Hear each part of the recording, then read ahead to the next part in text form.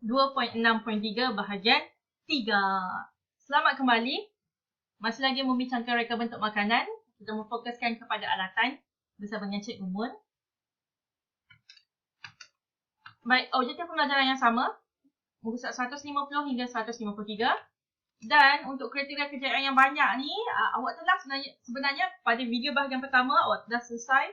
Sekiranya awak telah boleh untuk menyatakan 4 jenis alatan, maka awak telah capai kriteria kejayaan yang pertama.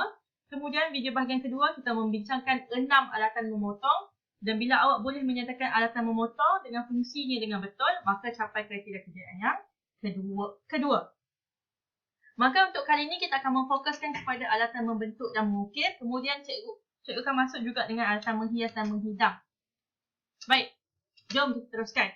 Alatan yang kedua daripada 4 jenis alatan yang telah awak hafal, iaitu alatan untuk memotong, membentuk, menghias, menghidang, ialah alatan membentuk. Kita gabungkan sekali alatan membentuk dan mengukir. Untuk alatan membentuk dan mengukir ni ada 4.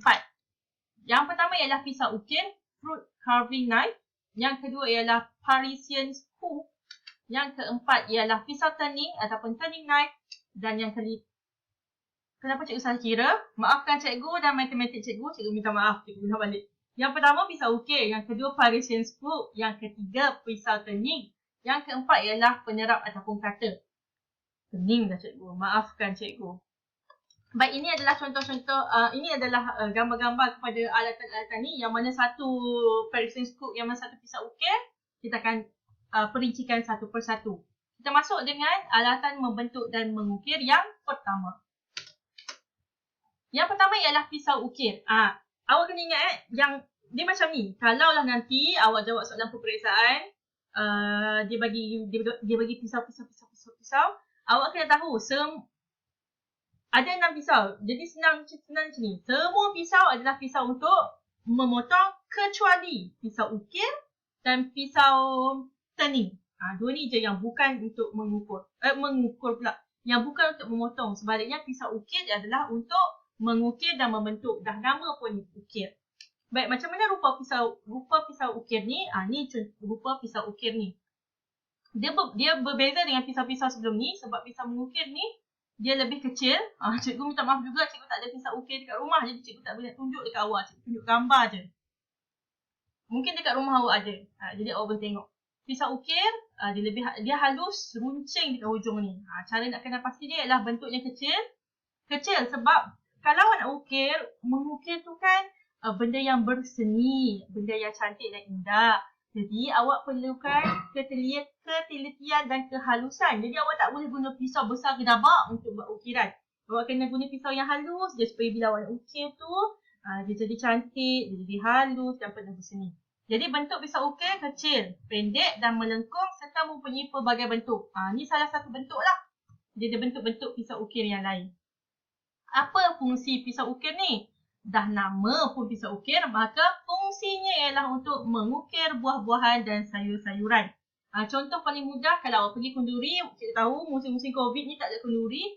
Nanti bila ada kenduri kahwin ataupun sebelum-sebelum ni awak pernah pergi kenduri kahwin, cuba awak tengok dekat meja pengantin tu. Biasanya dekat meja pengantin dia akan ada hiasan ataupun buah-buahan yang diukir. Macam buah tembikai, dia akan ukir letak bunga. Macam mana benda tu boleh terjadi? Sebab ni lah guna pisau ukir. Dan pisau ukir ni saiz dia ringan dan kecil. Okey. Pisau alatan membentuk dan mengukir yang kedua ialah pisau turning. Turning knife. Ini muka dia. Pun cikgu nak minta maaf, cikgu tak ada pisau turning kat rumah. Jadi gambar je lah ya. Ini pisau turning. Dia sedikit berbeza dengan pisau ukir ni sebab kalau pisau ukir dia lebih runcing. Pisau turning dia tak berapa nak runcing tapi lengkungan dia lebih melengkung berbanding dengan pisau memotong sebelum. Dia lengkung dia dekat tengah. Kalau pisau-pisau yang digunakan untuk memotong sebelum ni, dia lengkungnya dekat hujung. Turning ni lengkung dia dekat tengah. Awak boleh perasan Baik, apa fungsi pisau? Ni adalah bentuk, ni adalah ciri dia iaitu bentuk bilah melengkung. Melengkungnya dekat tengah.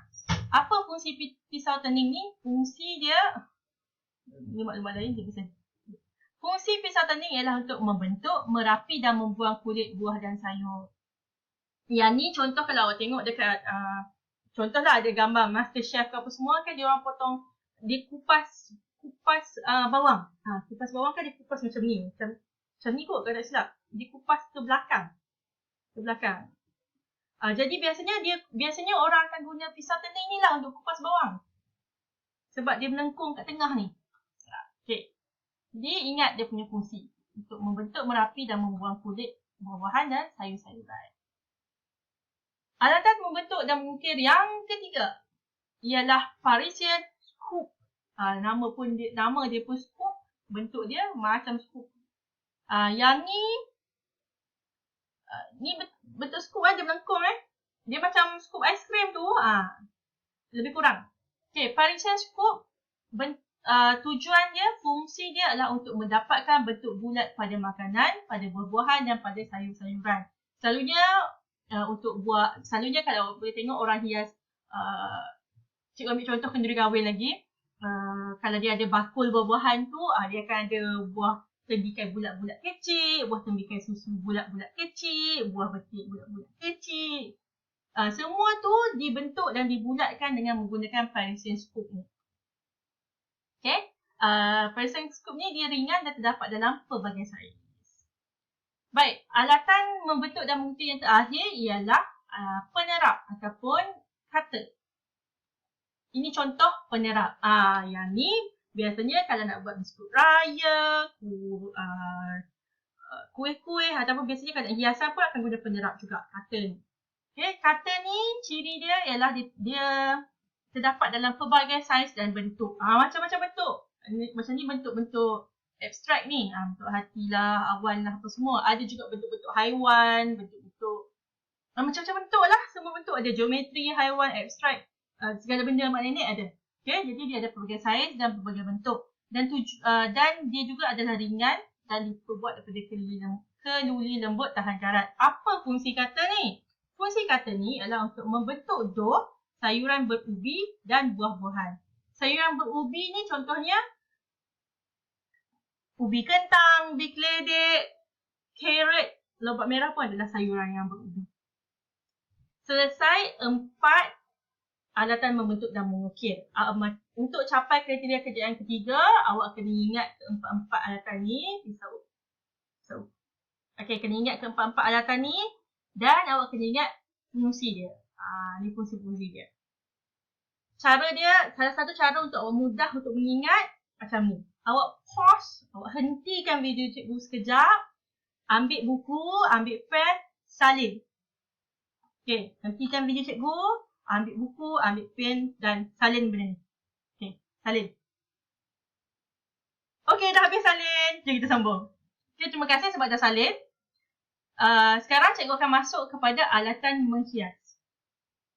Alatan menghias ni tujuan dia ialah untuk memberikan rupa bentuk menarik pada setiap reka bentuk makanan tertutup ni. Memberikan rupa bentuk yang menarik pada setiap reka bentuk makanan. Dah nama pun menghias. Biasanya kalau nak bagi hias ni, dia nak bagi cantik, nak bagi indah. Jadi, itulah tujuan dia. Antara contoh alatan menghias yang ada ialah, ni cikgu ambil daripada buku teks. Yang ni lebih menjurus kepada alatan menghias kek. Okay. Pisau pelepah tu untuk dia ratakan kalau awak ada buttercream ke, awak ada cream ke, buttercream, contoh je lah yang cikgu tahu. Tak tahu banyak sangat pasal kek. So awak akan ratakan guna pisau pelepah. Nak bagi dia rata. So, biasanya awak akan letak kek tu dekat meja pemutar kek ni lah. Kek turntable ni. Awak akan pusingkan, guna pisau tu. Redai kek ni biasanya untuk letak lepas kek dah siap dibakar tu, kek yang telah siap dibakar akan letak dekat redai kek dulu sebab nak bagi dia sejuk, lepas tu baru pindahkan ke meja pemutar kek untuk dihias. Ni kalau awak guna icing, yes, awak akan guna bag icing beserta dengan tip icing. Tip icing ni akan dimasukkan dekat dalam ni bahagian ni. Kemudian awak akan hias lah. Okay, ni contoh untuk kek. Okay, seterusnya yang ni awak kena ingat lah 5 contoh ni. Mudah je ni. Pisau pelepah, redai kek, meja pemutar kek, tip icing, bag icing. Itu je, mudah. Dan alatan yang keempat ialah alatan menghidang. Lepas awak dah masak pumpang dekat dalam kuali dalam periuk, awak tak bolehlah makan dalam periuk. Tak elok orang tua kata. Awak kena letak dekat satu tempat dan perbuatan tu dinamakan sebagai menghidang. Untuk alatan menghidang ni, kenapa kita kena hidang? Tujuannya, kenapa kena guna alatan menghidang? Sebab untuk disesuaikan dengan jenis reka bentuk makanan yang direka. Kalau awak nak bungkus, awak letak dekat bekas yang untuk bungkus lah. Kalau biasanya sama ada awak boleh letak kat pinggan, mangkuk dan sebagainya. Ini cikgu ambil pada buku teks. Okay. Macam-macam alatan menghidang yang boleh digunakan. Yang ni awak namakanlah apa-apa yang bersesuaian, yang bila cikgu cek nampak logik, dan itulah alatan menghidang. Cuma jangan guna alatan menghidang yang tidak sesuai dan menyentuh sensitiviti kaum dan sensitiviti agama. Contoh alatan menghidang yang tak sesuai, dulu pernah ada kontroversi dihidangkan dalam lampin pakai buang. Janganlah hidanglah dekat tempat yang sepatutnya, sebab tu adalah makanan tu kita makan, elok rezeki kita, hidang kat tempat yang elok. Jangan hidang dekat tempat yang dikhususkan untuk najis. Macam contoh video cikgu sebelum ni, siri 1 ke siri 2, 2.61 ke 2.62, cikgu tunjuk macam mana ada kedai di negara jiran, dia menghidangkan air, menghidangkan makanan dekat dalam mangkuk tandas. Janganlah, tak sesuai. Awak nak hidanglah dekat bekas yang betul, bekas yang memang sesuai layak untuk meletakkan rezeki dan makanan yang awak akan makan tu. Jangan letak dekat tempat yang kita nak mangkuk tandas, awak buang najis. Jadi kenapa nak letak makanan kat situ? Hidang di tempat yang sesuai. Awak boleh hidang tempat yang sesuai, tolong. Sebab makanan. Okay, jadi selesai berkaitan dengan 3 jenis alatan. Cikgu terangkan 4 untuk alatan membentuk dan mengukir. Kemudian cikgu tunjukkan juga alatan untuk menghias, dan sekarang ni adalah alatan menghidang. Dekat bahagian yang ni video bahagian 3 kan? Okey, dekat video bahagian keempat, cikgu akan terangkan berkaitan dengan perkakas pula. Dari tadi kita duk sembang pasal alatan. Tak sebut lagi pasal perkakas. Jadi kita akan sebut dan bincangkan berkaitan dengan perkakas dalam video bahagian keempat. Okay, jangan ke mana-mana. Teruskan belajar dan tontonlah video bahagian keempat cikgu. Dan pesanan khidmat masyarakat daripada cikgu, jangan lupa tolong subscribe, tolong like dan komenlah video cikgu sekiranya awak mendapati video cikgu membantu untuk awak belajar. Kita jumpa dekat video bahagian keempat ya. Selamat berjumpa kembali.